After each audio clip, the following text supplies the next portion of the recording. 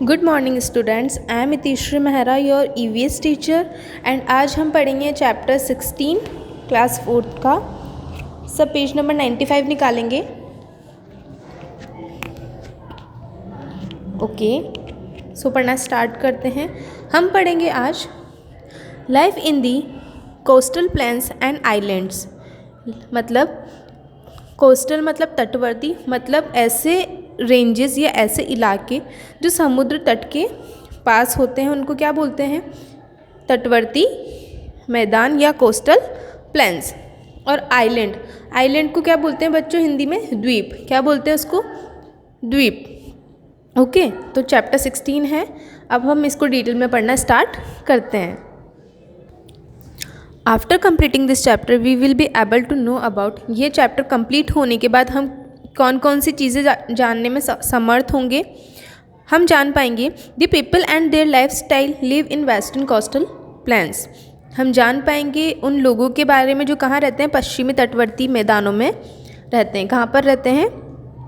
पश्चिमी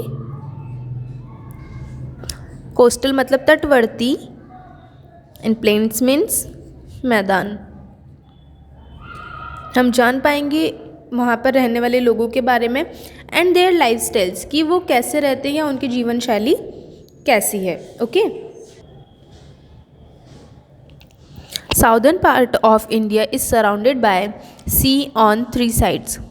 जो दक्षिणी भाग है इंडिया का, वो सराउंडेड मतलब घिरा हुआ है बाय सी ऑन 3 साइड्स, मतलब वो 3 तरफ से जो दक्षिणी क्षेत्र है या दक्षिणी भाग है इंडिया का, वो घिरा हुआ है 3 साइड से बाय दी सी, समुद्र के द्वारा। So it is called the Indian peninsula. तो इनको क्या कहते हैं? भारतीय महाद्वीप या इंडियन महाद्वीप या उप महाद्वीप, सॉरी पेनिनसुला मतलब उपद्वीप कहते हैं। इसको क्या कहते हैं? भारतीय उपद्वीप। This region is bounded by various hills called the western and the eastern ghats. ये जो रीजन है या जो ये क्षेत्र है, ये क्या है? घिरा हुआ है या बंधा हुआ है किनके द्वारा? वेरियस हिल्स यानी विभिन्न पहाड़ियों के द्वारा घिरा हुआ है। ये जो क्षेत्र है वो विभिन्न पहाड़ियों के द्वारा घिरा हुआ है। और इन पहाड़ियों को क्या बोलते हैं? The western and the eastern Ghats. इनको क्या बोलते हैं? पश्चिमी और पूर्वी घाट्स कहते हैं। आगे देखिए, between the ghats and the sea, घाट और समुद्र के बीच में there are narrow coastal plains. यहाँ क्या है? संकरे तटवर्ती मैदान है। क्या है? संकरे या तंग तटवर्ती मैदान है। Indian coast line is divided into 2 parts. Coast line मतलब क्या होता है बच्चों? कोस्ट लाइन मतलब होता है समुद्र तट। तो भारतीय समुद्र तट जो है वो 2 भागों में डिवाइडेड है। अब कौन कौन से 2 भाग? First is the western coastal plains, मतलब पश्चिमी तटवर्ती मैदान, and the eastern coastal plains यानी पूर्वी तटवर्ती मैदान। आगे हम पढ़ते हैं life in the western coastal plains. The western coastal region of India includes the state of Gujarat, Maharashtra coast, Goa, Karnataka coast, Kerala and union territories of Daman and Diu, Dadra and Nagar Haveli. जो पश्चिमी तटवर्ती क्षेत्र हैं इंडिया के, वो किन किन को शामिल करते हैं? गुजरात को, महाराष्ट्र के तट को, गोवा को, कर्नाटक के तट को, केरला को एंड यूनियन टेरिटरीज और केंद्र शासित प्रदेश कौन सा? दमन एंड दीव, दादरा एंड नगर हवेली।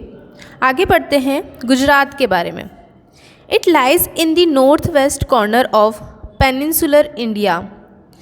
ये क्या है? जो इंडिया का उपद्वीप है उसके अंदर कहाँ पर स्थित है? उत्तर पश्चिमी कॉर्नर पर स्थित है। गुजरात कहाँ पर स्थित है?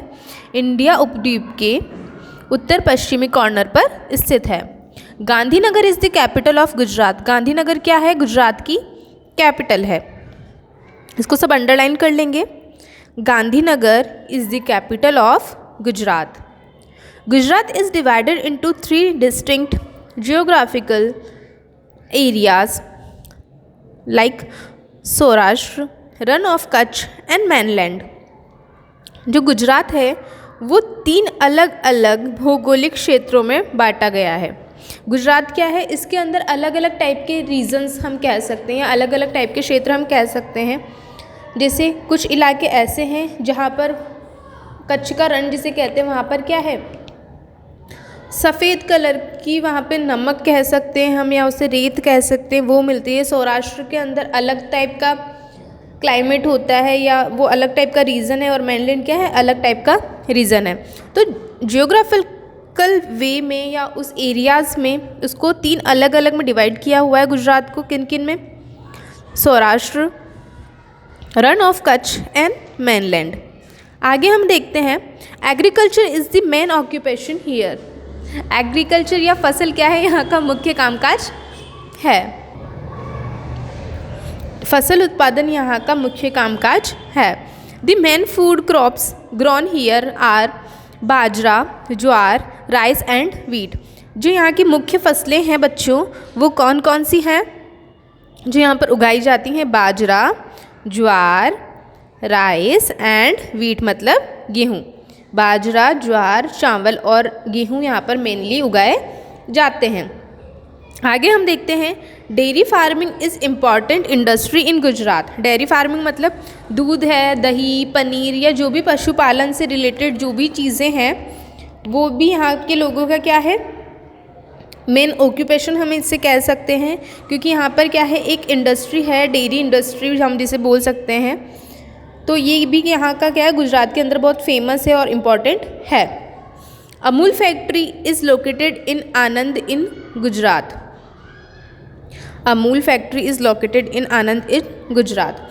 जो अमूल जो ब्रांड है या जो कंपनी है वो कहाँ पर लोकेटेड है? आनंद के अंदर। और आनंद कहाँ पर है? गुजरात के अंदर। यहाँ पर चॉकलेट्स बनाई जाती है, पनीर बनाए जाते हैं, अलग अलग टाइप के चीज़ यहाँ पर बनाए जाते हैं, और जितना भी डेयरी से रिलेटेड जो चीज़ें होती है वो सब यहाँ पर क्या होती है, बनाई जाती है। जो अमूल की जो फैक्ट्री है वो कहाँ पर लोकेटेड है? गुजरात के अंदर। ये देखो यहाँ पर पिक्चर के अंदर भी दिखाया गया है, ये क्या है, अमूल फैक्ट्री का पिक्चर है।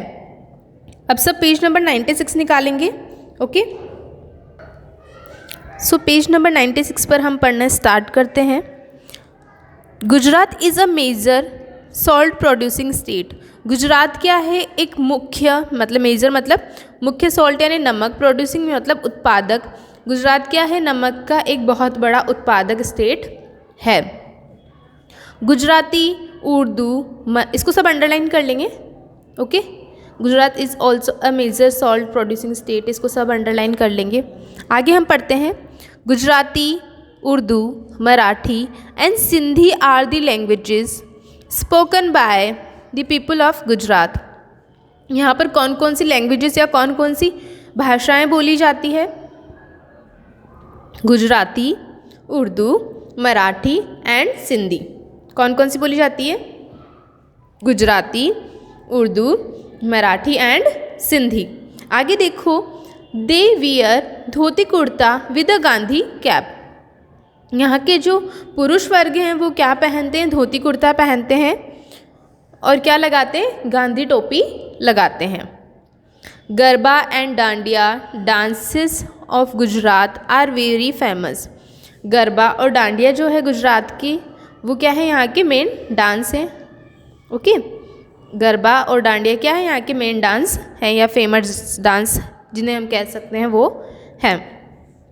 आगे देखो, the favourite dishes are dhokla, bhakri and shrikhand. तो यहाँ की जो फेवरेट डिशेस जो है या यहाँ के लोग क्या खाना पसंद करते हैं? ढोकला, भाकरी एंड श्रीखंड। और क्या क्या खाना पसंद करते हैं यहाँ गुजरात के लोग? खमन, ढोकला, पात्रा, जलेबी, फाफड़ा, काफ़ी सारी डिशेज है ना, तो ये सब वहाँ के लोग खाना पसंद करते हैं। और बच्चों एक चीज़ आप ध्यान रखना, गुजराती जो लोग हैं वो हल्का सा मीठा खाना ज़्यादा पसंद करते हैं। जैसे यहाँ की जो दाल भी है, गुजराती दाल जो बनती है वो भी हल्की सी मीठी बनती है, तो यहाँ के लोग काफ़ी ज़्यादा मीठा खाना पसंद करते हैं। ओके, आगे हम पढ़ते हैं, the historical Sabarmati Ashram of Gandhi ji is also located here. जो साबरमती आश्रम जो है गांधी जी का, वो भी कहाँ पर स्थित है? गुजरात के अंदर स्थित है। हिस्टोरिकल मतलब ऐतिहासिक, हिस्टोरिकल मतलब क्या हो गया बच्चों? ऐतिहासिक। आगे देखते हैं, Bhavnagar and Surat are famous for diamond cutting industry. Bhavnagar और सूरत किस चीज़ के लिए फेमस है? सब अंडरलाइन करते जाना, जो जो मैंने अंडरलाइन किया हुआ है आप सबको भी with the help of pencil underline करना है। ओके, ये क्या है? मेन लाइन से जो आपको याद रखनी है। तो भावनगर और सूरत क्या है? डायमंड कटिंग इंडस्ट्री के लिए फेमस है। मतलब यहाँ पे क्या होता है? हीरे की कटिंग होती है गुजरात के अंदर, और किस जगह पे होती है? भावनगर और सूरत के अंदर होती है। आगे देखो, the Gir forest sanctuary is famous for Asiatic lands. जो गिर के जो जंगल हैं, गिर के जो जंगल हैं वो किसके लिए फेमस है? एशियन लायंस के लिए फेमस है। किसके लिए फेमस है? एशियन शेरों के लिए फेमस है। ठीक है, तो इसी के साथ हमारा गुजरात ख़त्म होता है। अब आगे हम पढ़ेंगे गोवा के बारे में, दमन एंड दीव के बारे में। सो पढ़ना स्टार्ट करें। Okay, so these were union territories of India from 1962 to 1987। ये क्या है? केंद्र शासित प्रदेश थे, है नहीं, क्या थे? क्या बोलेंगे इन्हें? ये इंडिया के केंद्र शासित प्रदेश थे। कब से कब तक थे? 1962 टू 1987। आगे देखो, the union territory comprised the present day state of Goa and the 2 small coastal enclaves of Daman and Diu of the coast of Gujarat. तो देखना, जो ये केंद्र शासित प्रदेश है, कंप्राइज्ड मतलब शामिल कर लिए गए हैं। कंप्राइज्ड मतलब शामिल कर लिए गए हैं किसमें? प्रेजेंट स्टेट ऑफ गोवा, जो आज की जो प्रेजेंट की जो स्टेट है गोवा, उसके अंदर, एंड 2 स्मॉल कोस्ट एनक्लेव्स मतलब जो 2 छोटे तटवर्ती परिक्षेत्र हैं दमन एंड दीव, उनको किसके अंदर शामिल कर लिया गया है? गुजरात के अंदर। And administratively the territory was divided into 3 districts. प्रशासनिक रूप से जो ये केंद्र शासित प्रदेश जो हैं, या ये जो क्षेत्र हैं, उनको कितने पार्ट्स में डिवाइड किया गया है, या कितने डिस्ट्रिक्ट्स में डिवाइड किया गया है? 3 डिस्ट्रिक्ट्स में डिवाइड किया गया है। First one is Goa, second one is Daman and third one is Diu with the capital at Panaji. इसकी कैपिटल क्या थी? पणजी थी। क्या थी इसकी कैपिटल? पणजी। आगे देखो, दीव विद द इन 1987 के अंदर Goa was granted statehood. Goa को ग्रांटेड मतलब स्वीकृत किया गया या स्वीकार किया गया, या ऐसा कहें गोवा को मान लिया गया। स्टेटहुड मतलब एक राज्य के रूप में गोवा को मान लिया गया। And Daman and Diu was made a separate union territory. और दमन और दीव को क्या कर दिया गया? सेपरेट मतलब एक अलग केंद्र शासित प्रदेश बनाया गया। Panaji is the capital of Goa. Panaji को क्या है? कैपिटल है गोवा की, तो इसको अंडरलाइन करेंगे। Panaji is the capital of Goa. Panaji कहाँ की कैपिटल है बच्चों? गोवा की कैपिटल है। आगे हम पढ़ते हैं, Goa is famous for its beautiful beaches. Goa किसके लिए फेमस है? यहाँ के ब्यूटीफुल बीचेस के लिए फेमस है। ये देखो, यहाँ पर देखो, ये तो पणजी का फ़ोटो दिया हुआ है, और ये किसका फ़ोटो है? बीच का फ़ोटो है, देव का बीच का यहाँ पे फ़ोटो है, जो कहाँ पर स्थित है या कहाँ पर लोकेटेड है? गोवा के अंदर। Saint Xavier's church and Mahalakshmi temple are other places of tourist interest. जो मतलब यहाँ का जो ये सेंट स्कीवर्स का जो स्कैवियर चर्च जो है एंड महालक्ष्मी मंदिर जो है, वो भी दूसरे प्लेसेस हैं जो बहुत ज़्यादा टूरिस्ट को का इंटरेस्ट या उनको आकर्षित करते हैं। Devka beach in Daman and Nagoa beach in Diu are the tourist places. Devka beach जो है, जो दमन के अंदर है, सॉरी मैंने आपको पहले थोड़ा मिस्टेक हो गई थी मुझसे, कहाँ पर है ये देवका बीच? दमन के अंदर स्थित है। एंड नागिया बीच कहाँ पर है? दीव के अंदर। ये भी क्या है? टूरिस्ट के प्लेसेस हैं, यहाँ पर भी लोग भ्रमण के लिए आना पसंद करते हैं। दी कार्निवल, कार्निवल जो है वो क्या है? अ 3 डे फेस्टिवल। क्या है? ये 3 दिनों का एक त्यौहार है या फेस्टिवल है। Is a mixture of eastern and western culture. ये किसका मिक्स है या ये किससे मिला जुला रूप है? ईस्टर्न यानी पूर्वी एंड वेस्टर्न यानी पश्चिमी कल्चर का या संस्कृति का। कल्चर मीन्स संस्कृति का मिला जुला रूप है।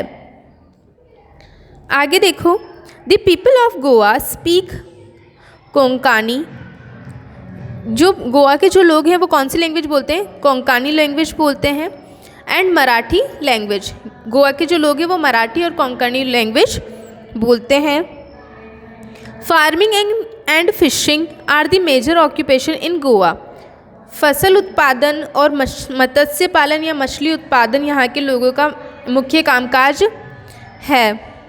Goa has rich deposits of iron ore. Goa के पास क्या है?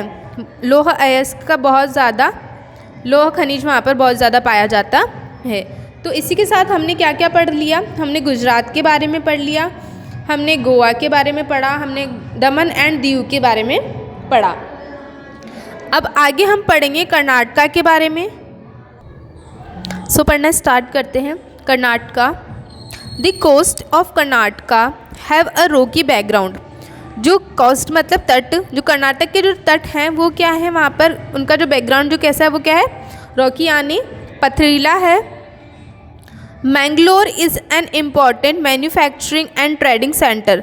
जो कर्नाटक के अंदर जो मैंगलोर है वो क्या है? एक विनिर्माण और व्यापार का मुख्य केंद्र है। मैंगलोर क्या है? विनिर्माण या मैन्युफैक्चरिंग एंड ट्रेडिंग या व्यापार का मुख्य केंद्र है। एंड अ सीपोर्ट टू, और ये क्या है? एक समुद्र तट भी है। The people speak Kannada here. जो कर्नाटका के जो लोग हैं वो कौन सी लैंग्वेज बोलते हैं बच्चों?